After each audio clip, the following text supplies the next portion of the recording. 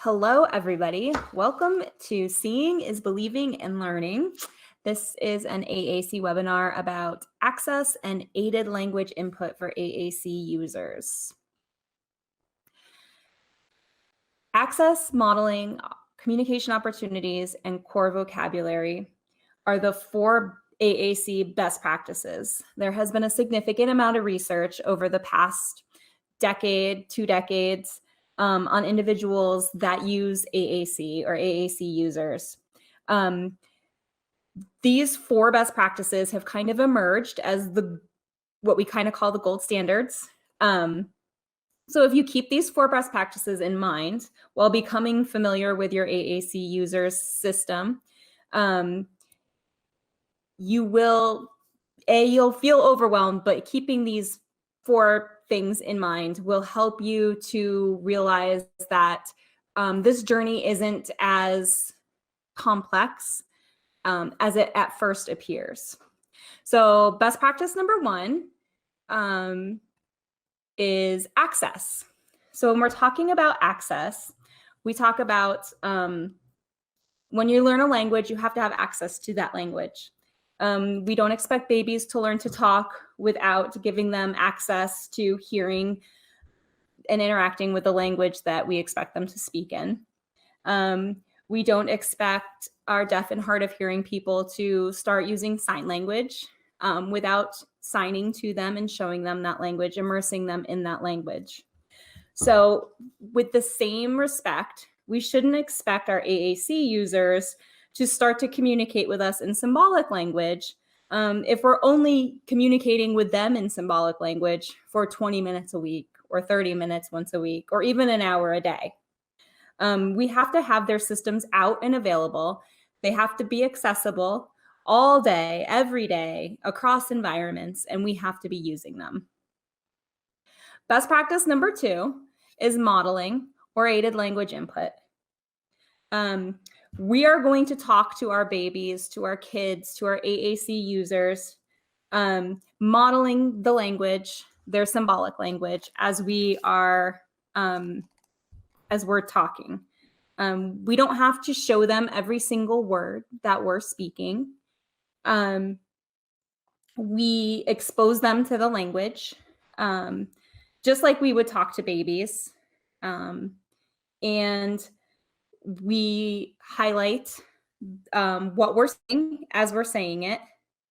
So, for example, if I were playing with a kiddo during a session and they were stimming and they were really happy, and I knew that that was their expression of feeling happy, and I was, just trying to be in the moment with them, having a connection. I could have their device out and I could have their feelings page open, and hopefully you can see this, and I might just be hitting, "Oh, you feel happy." And I'm hitting that button. I'm just modeling happy, the word happy. So we're using the system, we are using it as the coach or the model. And the system's out and it's available, and we are hitting it. We are the ones accessing it. We're showing our AAC users that this is a language that's okay, that's accepted, and there's no expectation on them to use it yet, and that's modeling. The next big best practice is vocabulary.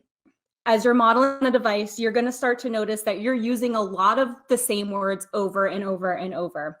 A lot of these words we consider our core vocabulary words. So this is our best practice for core vocabulary.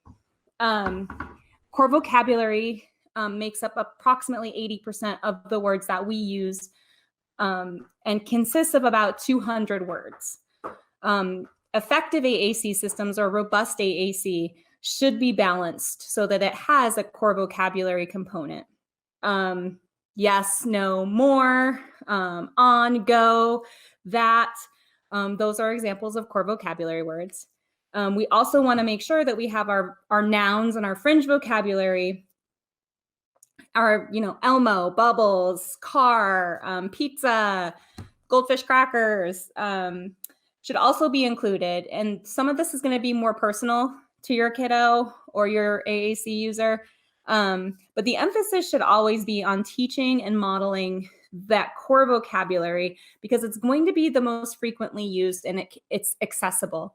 It can be used across a lot of situations and with a wide variety of communication partners.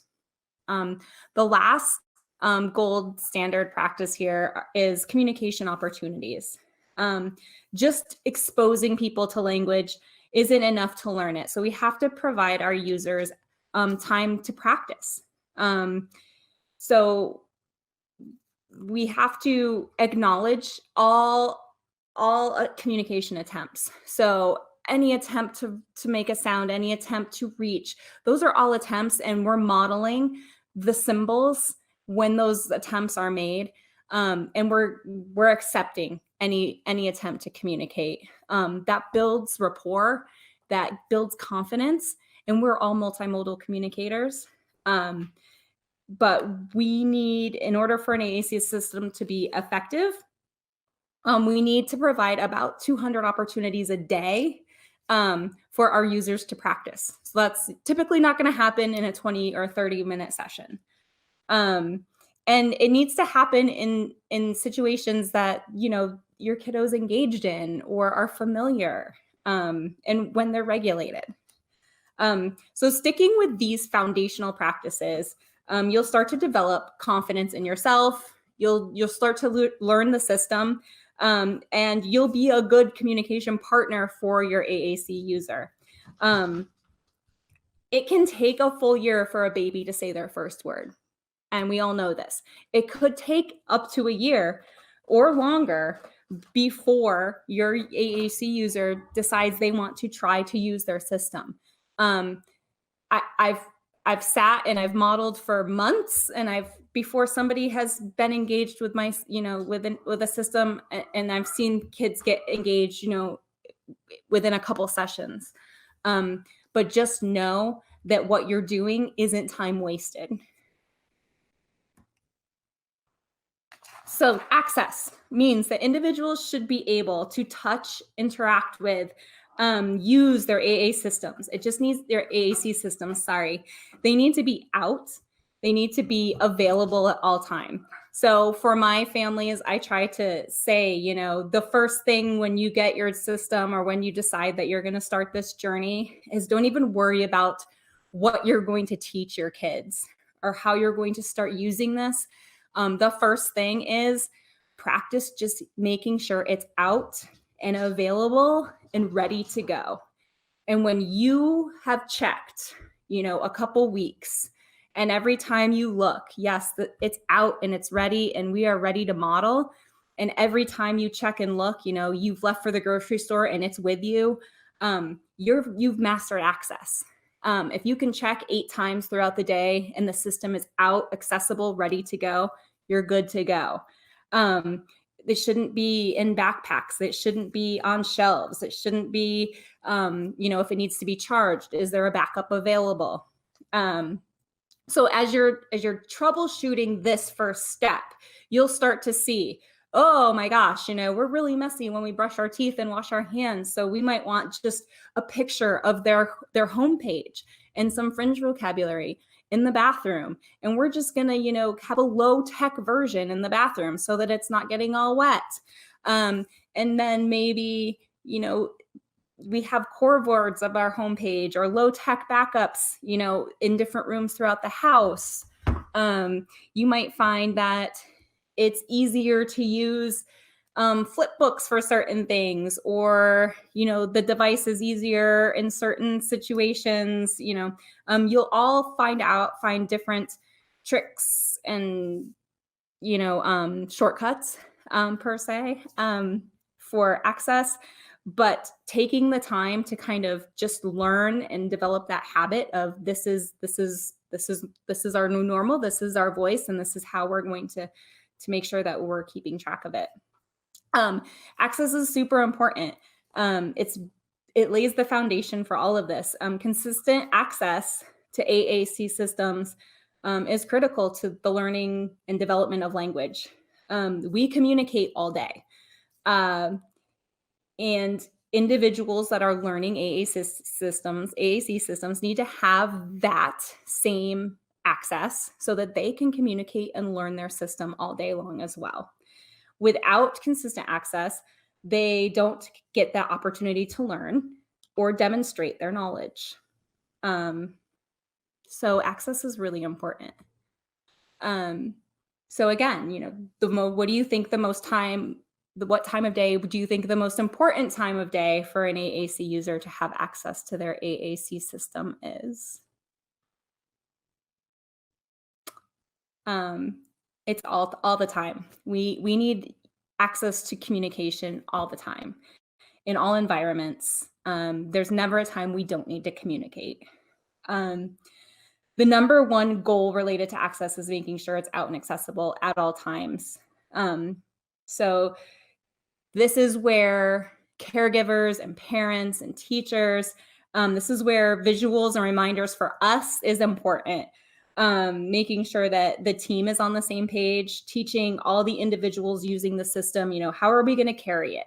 How are we going to make sure, little Joey has a way to communicate at recess in PE, making sure it's durable, all of these things. So carrying straps, cases, accessories, when you're working with your assistive technology professionals, all these environments, your AAC system needs to be able to handle. Very important. So here are some really great tips for access. So we can set visual tools, alarms, to help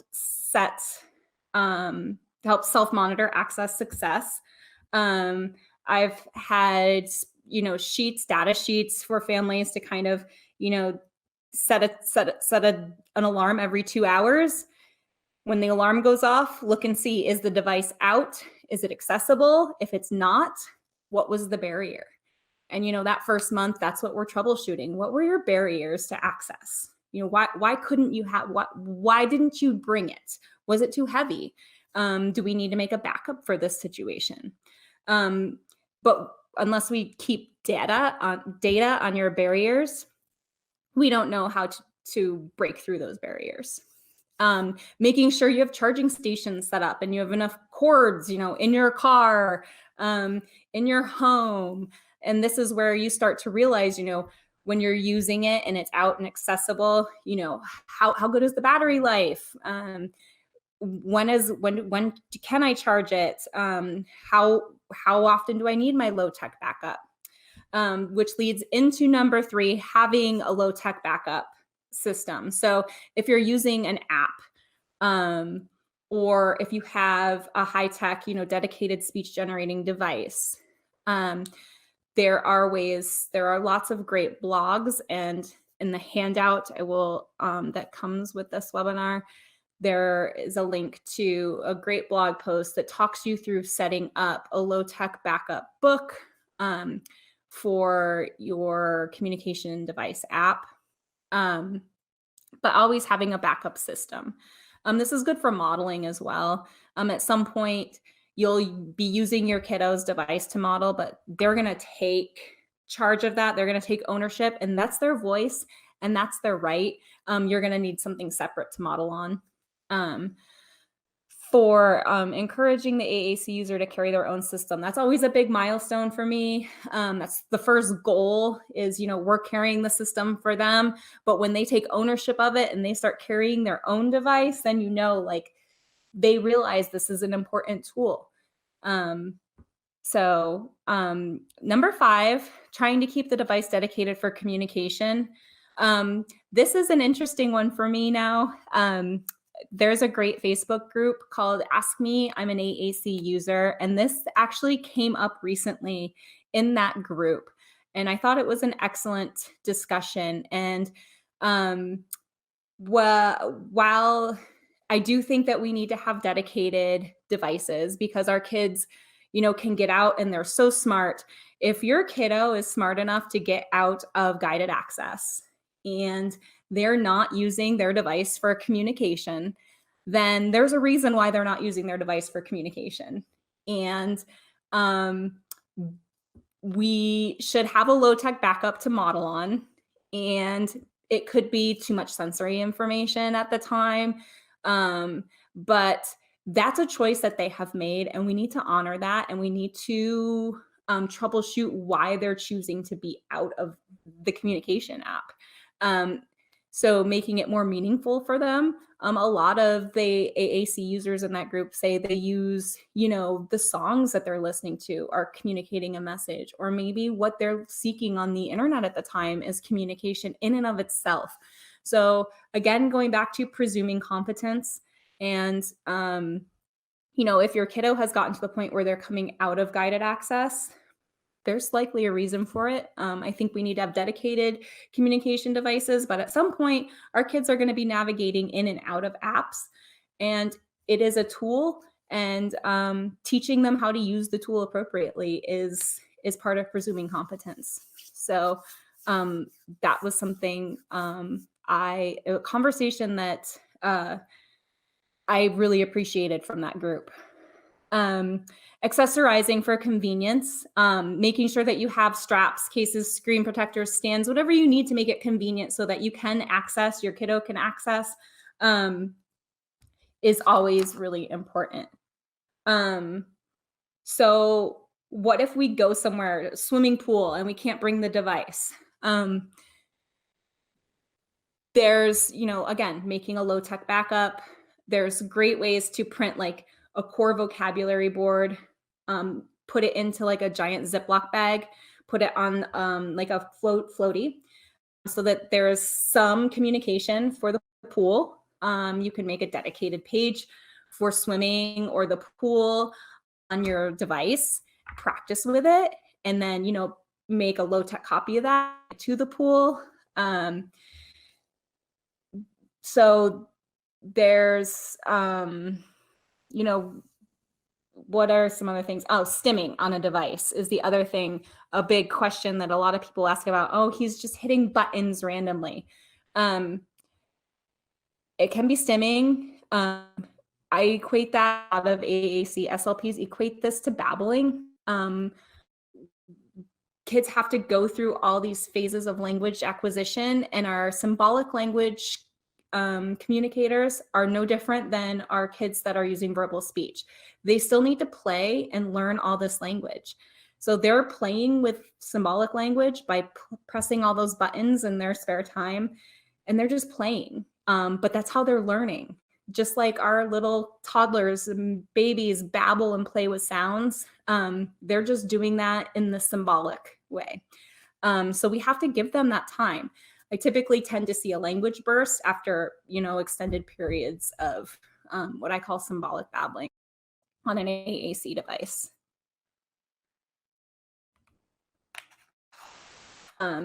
Why is access important?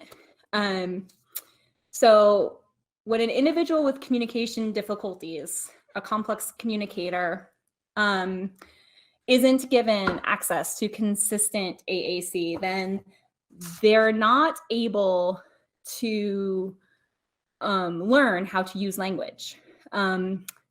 People start to assume that they are less intelligent because they're not able to express or show us, what's inside their minds. We get stuck in this loop. So people start to presume they're less intelligent, and then they're not given access to AAC because they haven't proven that they're smart enough to use it. So it becomes this bad loop. They appear they can't understand, so that they don't get the AAC system. So then we don't show them how to communicate because they have this sensory noise and this, motor planning issues. And a lot of people don't realize that our non-speakers, it's not because they don't have the words inside. It's because there's so much motor planning and sensory blocks that it's just too much work to get through.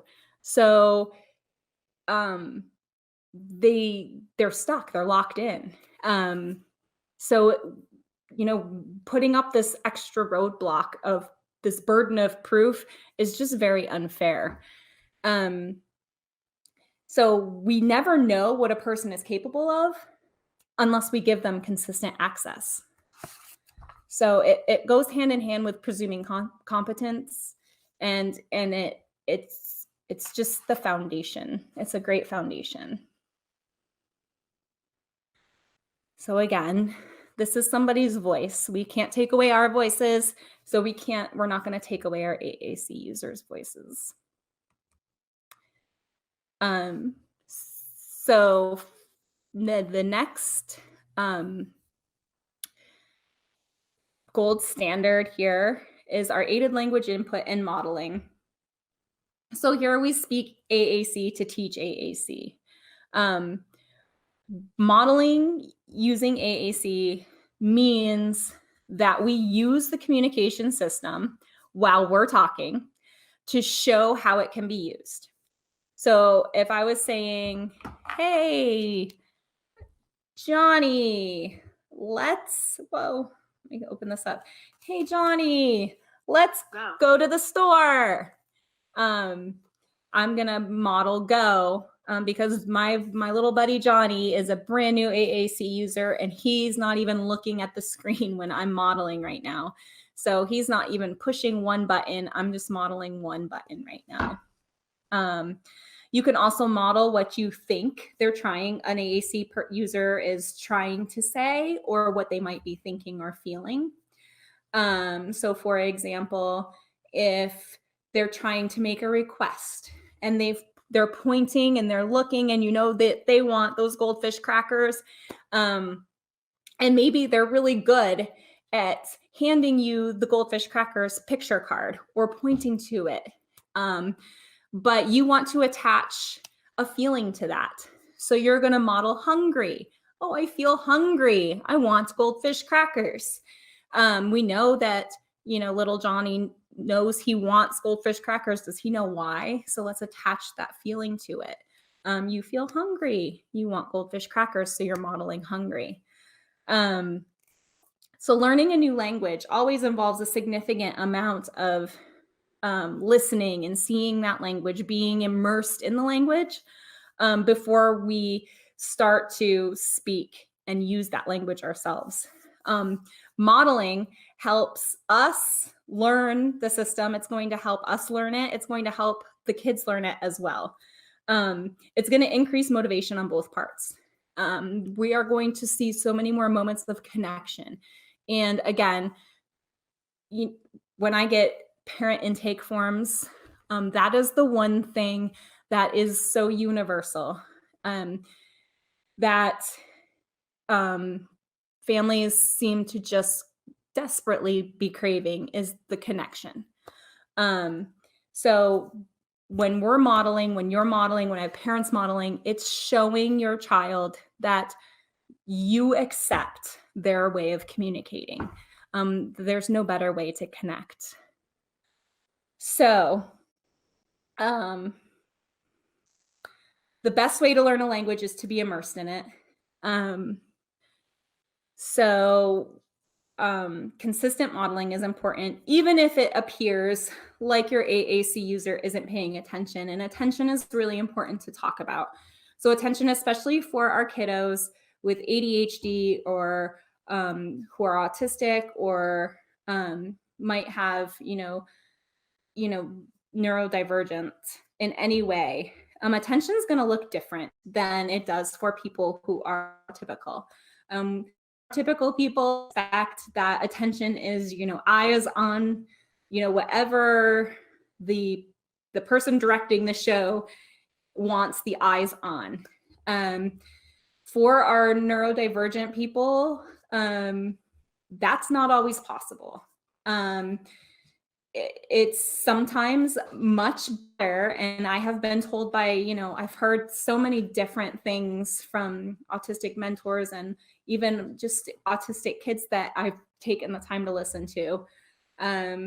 Some of them get so overwhelmed by visual input that they will take one look at the office and then ask me not to move anything because they're going to keep their eyes closed for the majority of the session. They get all their input auditorily. Had people tell me that they can listen to me or they can look at me, but they can't do both. I have modeled where kids are looking mostly out of their peripheral vision, and it looks like they're just looking at the floor. And I feel like I'm talking to myself the whole time. These kids all make progress.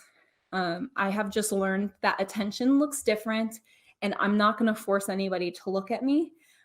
If they are engaged, then that's progress.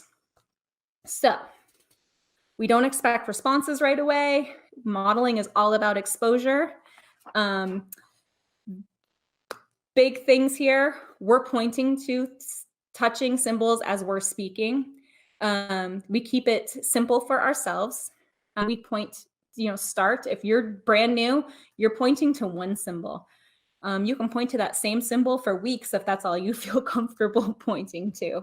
Don't worry about mistakes. If you make a mistake, own it, say it. Oh, I didn't mean to say that. Let's find that word together. That shows your kiddo that it's okay to make a mistake and to correct or repair a message. Keep it fun and engaging. I've planned a million activities, and I've thought that it was within the interests of the kids I'm working with, and they want nothing to do with that day. And so we're, pouring water into different cups, and that's what they want to do. And that's fine. If that's what's fun and engaging for that kid that day. I've gotten language out of kids, about, I'm modeling, oh, this makes you happy. And they're scanning and looking for the word relaxing. I've had kids, we've gone through the words grow and teeth, and I thought that they had mouth pain, but they were trying to show me that they were asking questions about their tooth growing back in after it fell out. So follow their lead. Keep it fun. Follow the +1 rule. So this is a good one. So if your kiddo isn't engaging with it yet at all, you're just modeling one. So if you're just going to be modeling, one step. So go, we're going to the store, or we're going to go play. Say your kiddo is hitting one button at a time and navigating between pages. You're going to start to model, 2 words in a message. Like we're going to, you go, you go. So you're always going to expand by 1. This is good. You're not expecting a response. You're practicing that 20-second pause after, if in seeing if they say something. If they don't, maybe model the next thing that you would expect. So you just keep going in this manner, and eventually you're going to start to see some engagement. So what do we model? Model what they're doing. Model really fun things: jumping, running, playing, silly. Emotion words and verbs are really great. Actions and emotions. Back to that Facebook group, Ask Me I'm an AAC User, about a year ago, there was a discussion in that group. The question posed was, what were the words that you wish you had had access to earlier, if you had had AAC earlier? And it was overwhelming. I wish I had been able to express my feelings and emotions. So I am big on modeling feelings and emotions. This also ties into research coming out on interoception, and that if we can regulate our interoceptive system, then we're able to engage better socially, and because our anxiety is, more under control. We're more self-regulated. So being able to identify those feelings and help giving that vocabulary sooner is kind of important. I feel like that's a great self-advocacy thing for these kids. So modeling emotion words. Plus it's fun. Kids really enjoy that. Making sure you're using, funny adjectives. Stinky, they love the word stinky. Smelly, those types of words. Talk about what you're doing. Talk about how you're feeling. So I'm often like, if I'm jumping with the kids or running with the kids, all of a sudden I sit down and I'm like, oh, I'm tired. And I'm modeling the word tired. Model their nonverbal communication. So parents, you guys haven't been interpreting for your AAC users forever. Put those skills to use. Your kiddo's flapping, that they're excited, you're modeling excited, you start to see them getting frustrated. See if you can model that language before we get too escalated. Oh, you're frustrated, I'm sorry. And show where frustrated is. And then see if you can start to talk through that, give some language. And then you're going to use +1 to expand utterances. So add a word. So once they start communicating and they start hitting buttons on here and they're hitting go, then you're responding. So if they say see, then yes, I see the bird, and you're going to say see the bird or whatever, or I see, or so we start to expand on everything and we get those bigger, spontaneous, novel utterances that we start to generate. Once they start to take ownership and they're not letting you touch their system, that's when the backup can be used, making that low-tech backup. If you're not familiar with the communication system, that's okay. I go through a few different communication systems, and if I go through phases, so I might be using Prolo Quo for a while, and then I have to switch back to touch chat, and I'm like, oh, I don't remember touch chat right now, and I'm always rusty. Modeling is the best way to relearn a system. Stumbling around is a fantastic time to talk through those communication breakdowns. It's a great time there's search functions on the devices. It's a great way to incorporate literacy. So working on the literacy piece and spelling things out is really important, because all the words we want to model aren't always going to be there. So having this as a tool that we're showing our kids and modeling for our kids right from the start is a great strategy and a great tool. It's also a great pre-literacy skill. If all the words that you're trying to model aren't on the system, try to stick to those key core words. Don't worry about being grammatically correct at the beginning, especially. Don't worry about trying to say model every single thing you're saying. You can model so much with just a few core vocabulary words. Those first words, go, want, and stop, are very powerful. If you try to use what's there, especially at the beginning, and learn what's already in your system, you'll find that can be very, very, very effective, instead of trying to keep adding to, but that's also a great strategy. It just shows you're presuming competence. Don't worry about making mistakes. Start small. Involve your whole team, involve friends and peers. Siblings are some of my best modelers. They love being the modeling person. It makes them feel empowered, especially younger siblings. They love it. It's great for bonding too. You see this great connection start to form. Again, don't expect a response. And just make sure you're all having fun. Make it fun, keep it light. So very, very important. Stay calm, keep calm and model on. Modeling is all about exposure to language, as is access. This is second language immersion. You're immersing yourself, your entire family, in symbolic language. Being consistent is critical. Even if it appears that your AAC user is not paying attention, I promise you they are. You just have to believe that, and that's that presumption of competence. So it's very, very important to continue to model, even when you feel like you're being ignored. You're not, I promise. So good luck, and don't ask, don't test, start to connect. Thank you.